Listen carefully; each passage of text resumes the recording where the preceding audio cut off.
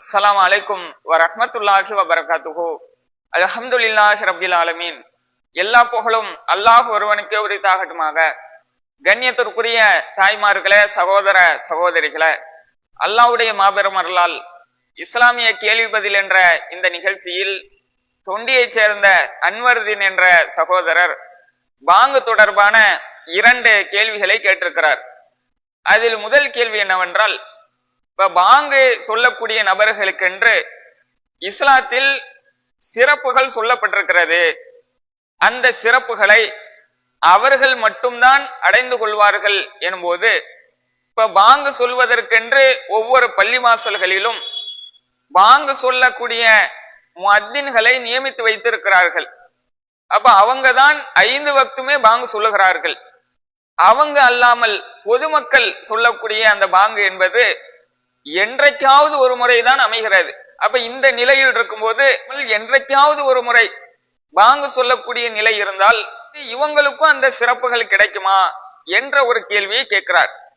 இப்ப இந்த கேள்வியை கேட்பதற்கான அவர் காட்டக்கூடிய ஆதாரம் என்னவென்றால், சஹீஹுல் முஸ்லிம்ல ஒரு செய்தி பதிவு செய்யப்பட்டிருக்கிறது. நபி ஸல்லல்லாஹு அலைஹி வஸல்லம் அவங்க சொல்றாங்க, அல் முஅத்தினூன அத்வலுன் நாசி அஅனாக்கன் யௌமல் கியாமா.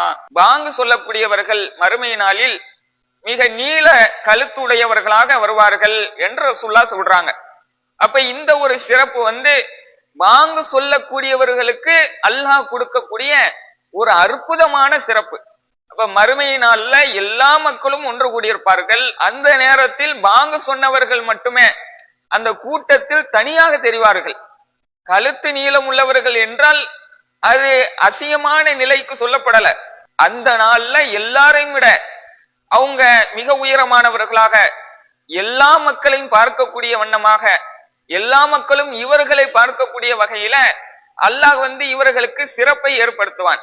அப்ப இந்த சிறப்பை சொல்லித்தான், இந்த ஹதீஸை சொல்லித்தான் இந்த சிறப்பு உலகத்துல ஒவ்வொரு பள்ளியிலையும் பாங்கு சொல்வதற்கென்று நியமிக்கப்பட்டிருக்கிறாங்கல்ல, அந்த முஅத்தினுக்கு மட்டும் உரித்தானதா, அல்லது என்றைக்காவது ஒரு முறை பாங்கு சொல்வாங்கல்ல அந்த பொதுமக்களுக்கும் அந்த சிறப்பு கிடைக்குமா என்று கேட்கிறார். இப்போ நம்ம இந்த விஷயத்தை பற்றி தெரிந்து கொள்வதாக இருந்தால், நபி ஸல்லல்லாஹு அலைஹி வஸல்லம் அவங்க இந்த செய்தியை சொல்லும் போதே என்ன சொல்றாங்கன்னா, அல் முஅத்தினூன பாங்கு சொல்லக்கூடியவர்கள் என்ற வார்த்தையை சொல்லிதான் சொல்றாங்க. பாங்கு சொல்வதற்கென்று நியமிக்கப்பட்டவர்கள் என்ற வார்த்தையை ரசூலுல்லாஹ் சொல்லல. இப்ப இந்த வார்த்தையிலிருந்தே நம்ம என்ன விளங்குறோம் என்றால், பாங்கு சொல்லக்கூடியவர்கள் அது எப்ப வேண்டாலும் சரி, பள்ளிவாசல்ல எப்போதும் பாங்கு சொல்வதற்கென்று நியமிக்கப்பட்ட முஅத்தின்களாக இருந்தாலும் சரி, அல்லது எப்போதாவது நேரம் கிடைக்கும் போது சொல்லக்கூடிய அந்த பொதுமக்களாக இருந்தாலும் சரி, அவங்க பாங்கு சொன்ன அந்த நன்மைகளை மறுமையில அடைந்து கொள்வார்கள் என்பதை இந்த ஹதீஸ் மிக தெளிவான முறையில நமக்கு சொல்லி இருக்கிறதை நாம விளங்கி கொள்ளலாம். அப்ப பாங்கு சொல்பவர் என்றைக்காவது சொன்னால் இந்த நன்மையா என்று கேட்டால் அந்த நன்மையை அல்லாஹ் கொடுப்பான். அல்லாஹ் நாடினால் ஒரு முறை சொன்னால் கூட கொடுப்பான். ஏன்னா ஹதீஸ் தெளிவாக விட்டது, பாங்கு சொல்லக்கூடியவர்களுக்கு இந்த சிறப்பு இருக்குது என்று சொல்லும் போது அப்ப நம்ம என்ன விளங்கணும், இந்த சிறப்பு எல்லாருக்கும் உரியது என்பதை நம்ம விளங்கி கொள்ளணும். இது ஏன் இந்த கேள்வி கேட்கிறாங்கன்னு சொன்னால், இன்றைக்கு அதிகமான பொதுமக்கள் பாங்கு சொல்வதற்கு ஆர்வம் காட்டுவதே கிடையாது. பாங்கு சொல்வது அது முஅத்தின் மட்டும்தான் சொல்லணும் என்ற ஒரு நிலை வச்சிருக்கிறாங்க. பாங்கு சொல்லக்கூடியவருக்கு சில பேர்களும் சொல்லுவாங்க, பிலாலு அப்படின்னு சொல்லுவாங்க. பிலால் என்றால் ரசூலுல்லாஹ் காலத்துல அவங்க தானே முதல்ல பாங்கு சொன்னாங்க. அந்த பேரை பாங்கு சொல்லக்கூடியவர்களுக்கு என்று தனிப்பட்ட பேராக வைத்து விடுவார்கள். அதே போல மோதினார் தான் பாங்கு சொல்லணும்னு சொல்லுவாங்க. பள்ளிவாசல்ல யார் வேலை பார்ப்பார்களோ அந்த மோதினார் தான், அவங்களுக்கு பேர் மோதினார்னு சொல்லுவாங்க. அப்போ அவங்கதான் இந்த பாங்கு சொல்லக்கூடிய வேலையை செய்யணும் என்ற ரீதியில இன்றைக்கு பரவலாக மக்கள் மத்தியில பாங்கு சொல்வதை ஒரு அற்ப செயலாக பார்க்கிறார்கள்.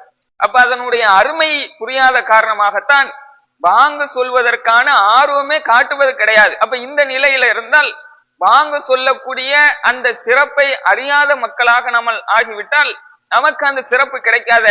அப்ப நாம மறுமையில சிறப்பிற்குரிய ஒரு தகுதியை அடைய வேண்டும் என்றால் எல்லா மக்களும் பாங்கு சொல்லணும். குறிப்பாக பள்ளிவாசல்ல ஏன் நியமிச்சிருக்காங்கன்னு சொன்னால், அவர் அந்த நேரத்துல யாரும் சொல்லலாம், சொல்லாமலும் இருக்கலாம். அதனால பள்ளிவாசல்ல நியமித்திருப்பது சரிதான். அதே நேரத்துல நாம விரும்புற நேரத்துல போய் அந்த பள்ளிவாசலுக்கு போய் எங்களுக்கு பாங்கு சொல்ல அனுமதி தாங்க என்று கேட்டால் அவங்க பாங்கு சொல்ல விடுவாங்க, நம்ம சொல்லலாம். எங்கேயுமே மறுக்க மாட்டாங்க, நீங்க பாங்கு சொல்லக்கூடாது அப்படின்னு மறுக்க மாட்டாங்க.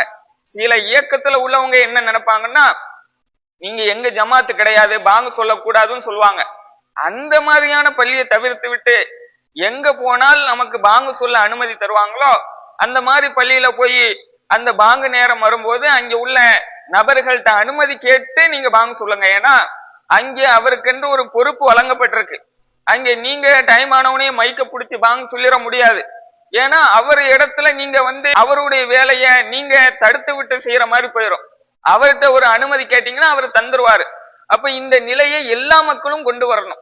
ஏன்னா இந்த சிறப்புகள் எல்லாருக்கும் கிடைக்கணும் தானே என்ற அடிப்படையில பாங்கு சொல்லக்கூடிய அந்த நன்மைகளை நம்மள பெரும்பான்மையான மக்கள் அதை தவிர்த்து விட்டுதான் வருகிறோம்.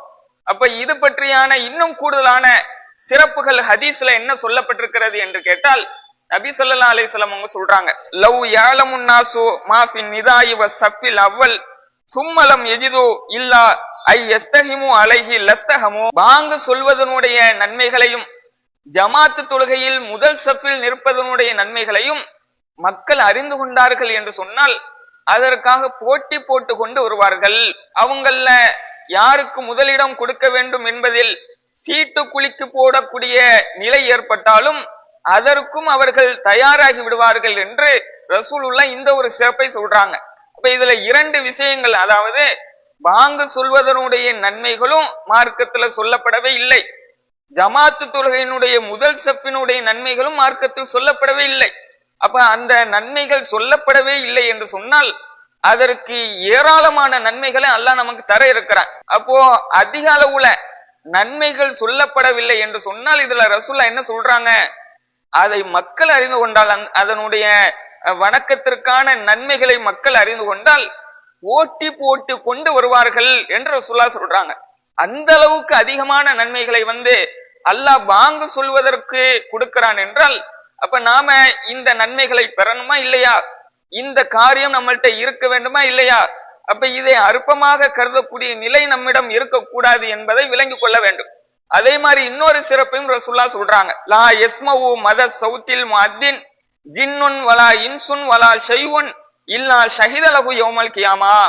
அதாவது பாங்கு சொல்லப்படக்கூடிய அந்த சப்தத்தை மனிதர்களோ ஜின்களோ அல்லது வேற எந்த ஒரு பொருளாக இருந்தாலும் அது அந்த சப்தத்தை செவியுற்றால் மறுமை நாளில் அவருக்காக சாட்சி சொல்லும் என்று ரசூலுல்லாஹ் சொல்றாங்க.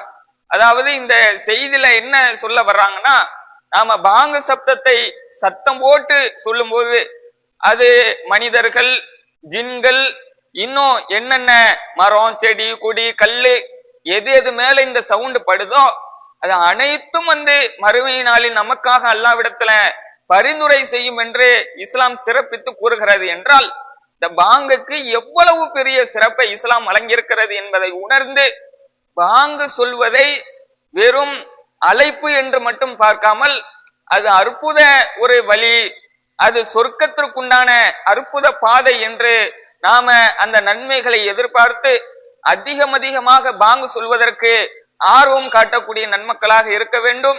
அப்ப இந்த ஒரு சிறப்பையும் உங்களுக்கு கூடுதல் தகவலாக சொல்லிக்கொண்டு, அப்போ பாங்கு சொல்வதற்குரிய நன்மைகள் என்று மார்க்கத்துல தனிப்பட்ட நபருக்கு மட்டும் சொல்லப்படல, பாங்கு சொல்வதற்கென்று நியமிக்கப்பட்ட நபர்களுக்கு மட்டும் அந்த நன்மை கிடையாது. அந்த காரியத்தை அந்த வணக்கத்தை யாரெல்லாம் செய்கிறார்களோ அதுவும் நம்ம அடிக்கடி செய்யணும். எப்பயாவது ஒரு முறை இல்லாமல் எப்போதும் செய்யக்கூடிய மக்களாக கிடைக்கிற நேரம் பள்ளிவாசலுக்கு தொழுகைக்கு முன்கூட்டியே போய் அந்த பாங்குடைய நேரம் வரும்போது நானும் பாங்கு சொல்லிக்கிறேன்னு அங்க உள்ள பொறுப்பாளர்கிட்ட நீங்க கேட்டு நீங்களா வாண்டடாக சொல்லும் போது அதிகமான நன்மைகளை அல்லாஹ் மறுமையில இந்த சிறப்பையும் தருவான். இந்த உலகத்துல அதுக்கான சாட்சிகளை அல்லாஹ் ஏற்படுத்தி மறுமையில உங்களுக்காக பரிந்துரை செய்ய வைப்பான் என்பதை உணர்ந்து இந்த பாங்குக்கு அதிகமான நன்மைகள் இருக்கிறது என்ற நன்மையை எதிர்பார்த்து பாங்கு சொல்லக்கூடிய நன்மக்களாக அல்லாஹ் நம்ம அனைவரையும் ஆக்கி அருள்